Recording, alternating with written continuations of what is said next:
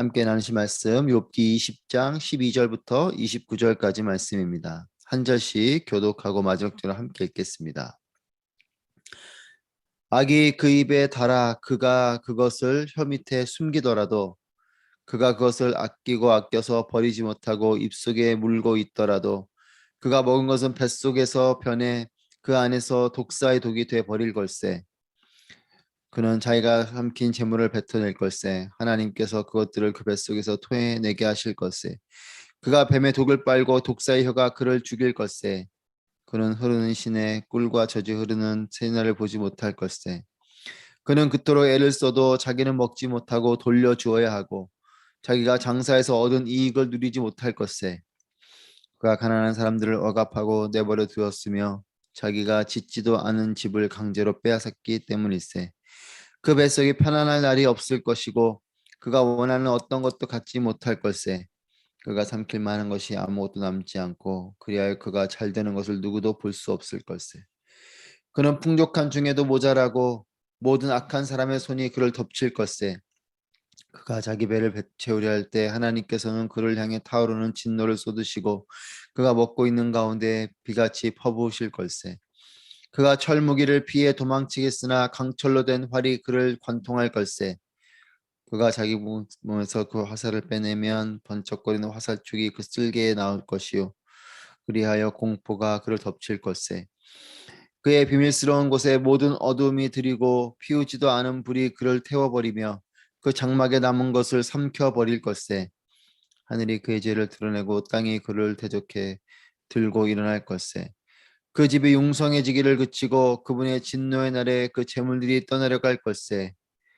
이러한 것이 하나님께서 악인에게 주신 몫이요 하나님께서 그들에게 정하신 유업일세. 아멘. 할렐루야. 살아계신 하나님을 찬양합니다. 오늘도 하나님의 은혜 가운데 또 하나님의 인도하심 가운데 거하는 여러분 모두가 되기를 축복합니다.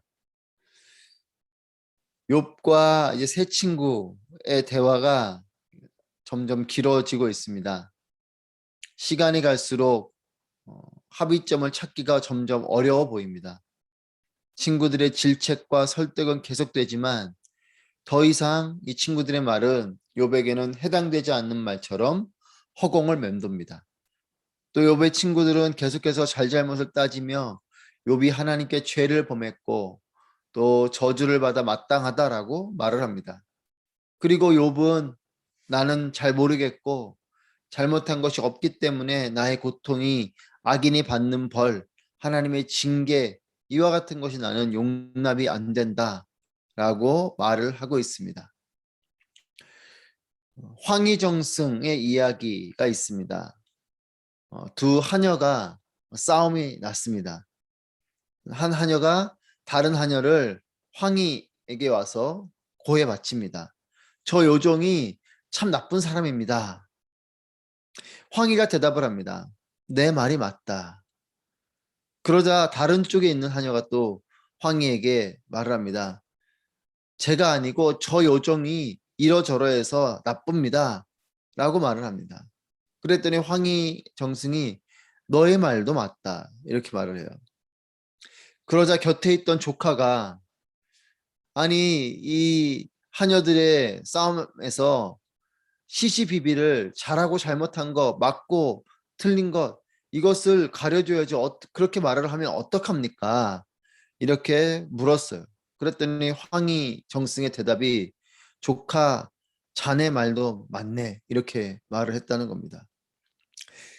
어떻게 보면 참 어이없는 말 같지만 이 이야기는 우리에게 소중한 지혜를 알려줍니다. 자신의 편에서 상대에게 대해 말하는 것은 모두 옳다는 것이죠. 자기 편에서 상대에게 말하는 것은 이것은 절대적인 선이 아닌 각자의 입장에서의 선입니다. 그렇기 때문에 자신의 입장에서 상대방에 대해 말하는 것은 옳다는 것이에요.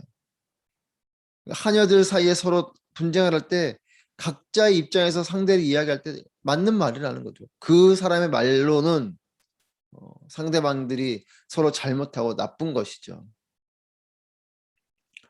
이것은 절대적인 선이 아니고 자기의 입장에서의 선입니다. 자기의 입장에서 이야기하면 그 말이 다 맞고 어, 그런 것이죠. 그렇기 때문에 자신의 관점에서 옳고 그름을 판단하고 그것을 그대로 설명을 하면 참 맞는 말들입니다. 새 친구의 말, 새 친구가 오래된 지혜까지 들먹이면서 요백에 하는 조언은 모두 맞는 말이에요. 하지만 이것이 이 친구들이 하는 이 말이 절대적인 선인가? 그렇지 않습니다. 자신들의 판단에서는 옳은 말, 선한 말이지만 그 말이 요백에는 그렇게 적용되지 않는 것이죠. 어, 저는 아직도 제가 연소한 자이지만 나이가 들어가며 삶을 살아내신 분들 또한 지혜자들의 말씀에 깊은 울림이 있는 것을 종종 깨닫습니다. 항상 그렇지는 않지만 젊은 지혜자와 연세가 있으신 지혜자의 차이 중 하나는 판단 그리고 결정의 이 속도와 깊이의 차이가 있다라는 것입니다. 젊은 지혜자들은 빠르게 결정하지만 속단하는 경우들이 많고 또 아무래도 삶의 세월이 적으니 짧은 지식의 바탕을 둔 결정을 할 수 있는 것을 봅니다. 하지만 연세가 있으신 이런 지혜자들은 느릿하지만 깊은 생각 속에서 결정하고 인생의 경험에서 발견된 지식을 바탕에 두고 결정하는 것을 봅니다. 젊은이라도 모두 그렇지는 않고 또 연세가 있다고 해서 다 그런 것은 아니지만 중요한 것은 젊은이든 연세가 있으시든 참된 지혜는 옳고 그름을 속단하지 않는 것이에요. 내 편에서 이것은 옳다, 이것은 잘못됐다 라고 그렇게 너무나 쉽게 또 정말 그렇게 깊이 생각하지 아니하고 말을 할 수 없습니다. 오히려 지혜가 깊어질수록 이 선악에 대한 판단을 함부로 하지 않고 각 사람에게 각 상황에 맞춰서 생각하고 적용하는 것을 봅니다. 그렇기 때문에 황희정승과 같은 말이 참 싱거운 말 같지만 어쩌면 그런 말이 공감의 언어요. 그 공감이 답이 되기도 합니다. 제가 짧게 호주에 있을 때에 호주는 그 어느 나라들 못지않게 교통 규칙이 엄격한 곳이에요. 아부다비도 엄격한 곳으로 여겨집니다. 그런데 성도님께서 해주신 말씀인데 한 번은 그 성도님이 자신의 아내가 출산이 임박하다는 소식을 듣고 과속으로 차를 몰아서 막 집으로 달려가고 있었어요. 그렇게 달려가다가 교통경찰에게 잡힌 거죠. 그런데 그 자초지종, 즉 아내가 지금 출산이 임박해서 내가 그래서 급한 마음에 지금 빠르게 집으로 가다 보니 과속을 했다라는 이 자초지종을 들은 경찰이 자신이 안내를 할 테니까 빠른 속도로 자신의 경찰차를 따라오라라고 했다는 것입니다. 속도를 어기는 일은 원칙을 어기는 것이기 때문에 잘못된 것이죠. 하지만 이와 같이 또 상황에 따라서 이렇게 급한 상황에서는 속도 위반해서 가게 되지만 그것을 잘못됐다라고 할 수 없는 거죠. 원칙이 있지만 상황에 따라서는 이 반칙이 원칙일 수 있는 것입니다. 자초지종을 모르고 겉모습만 보고 함부로 판단하는 것은 늘 섣부른 판단이고 잘못된 판단일 수 있습니다. 29절 말씀 함께 보겠습니다. 29절 시작. 이러한 것이 하나님께서 악인에게 주신 몫이요 하나님께서 그들에게 정하신 유업일세. 이러한 것이 하나님께서 악인에게 주신 몫이요 하나님께서 그들에게 정하신 유업일세. 맞는 말이지만 소발이 쭉 여러 이야기들을 펼쳐서 했습니다. 그 말들이 맞는 말이지만 이 말이 욥에게는 적용될 수 없는, 욥에게는 맞지 않는 말인 거죠. 욥의 고난은, 욥의 상실은 욥의 고통과 절망과 이 실패는 인과응보적 기준이 아니기 때문에 그렇습니다. 악한 자도 구원받을 수 있음에 대해서 함부로 말할 수 없고, 의로운 자의 고난을 함부로 원망과 불평할 수 없습니다.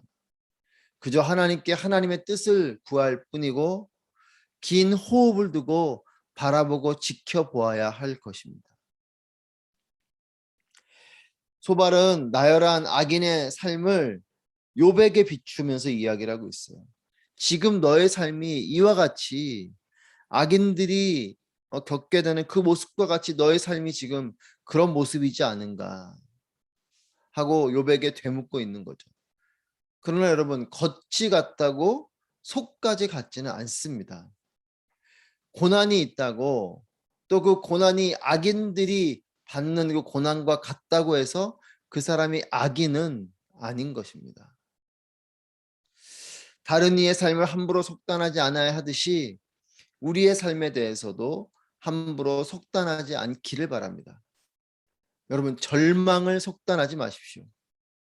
지금 보여지는 것보다 그 너머에 계신 보이지 않으시는 하나님의 계획을 바라보십시오. 자만의 마음도 금물입니다. 고린도전서 10장 12절 말씀에 그러므로 선줄로 생각하는 사람은 넘어지지 않도록 조심하십시오. 자만의 마음도 금물이고요. 절망의 마음도, 절망을 속단하는 것도 금물입니다. 여러분, 보여지는 고난을, 내 눈에 보여지는 축복을, 그리고 어려움을, 형통함을 속단하지 말게 되시기를 바랍니다. 우리의 삶의 가장 확실하고 가장 안전한 삶은 삶은 주님 곁에서 주님과 함께 동행하는 시냇가에 심겨진 나무와 같은 삶임을 믿습니다. 여러분, 오늘도 우리가 주님 곁에서 동행하는 그런 축복이 우리 삶 가운데 있기를 바랍니다. 보여지는 것을 통해서 속단하는 그런 삶이 아니고, 어려움이 있을지라도 내 삶은 이제 절망이고 소망이 없다 이렇게 속단하는 것이 아니라, 비록 이와 같은 어려움이 있지만 주님이 나와 함께 하신다. 그리고 그 고난 너머에 지금은 비록 보이지 않지만 하나님이 살아계시고 하나님의 뜻이 있을 것이다. 이렇게 겉으로 보여지는 것은 이와 달리 나의 마음이 그것에 대해서 함부로 또 빠르게 속단하고 결정하는 것이 아니라, 절망의 상황에서도 하나님을 온전히 기다리고, 또 축복의 상황에서도 그 축복에 자만하지 아니하고 하나님을 바라보는, 그래서 주님과 동행함으로 내가 어느 곳에 있든지 간에 주님과 동행하는 그 동행을 통해서 참된 평안과 또 참된 은혜와 참된 축복을 누리게 되기를 바랍니다. 눈에 보이는 것으로만 판단하지 마십시오. 그 가운데 흐르고 있는 하나님의 뜻과 계획을 바라보십시오.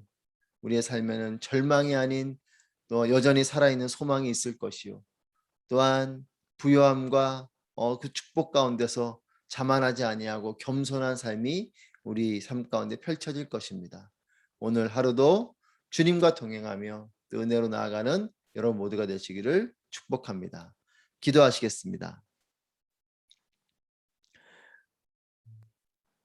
함께 기도하실 때에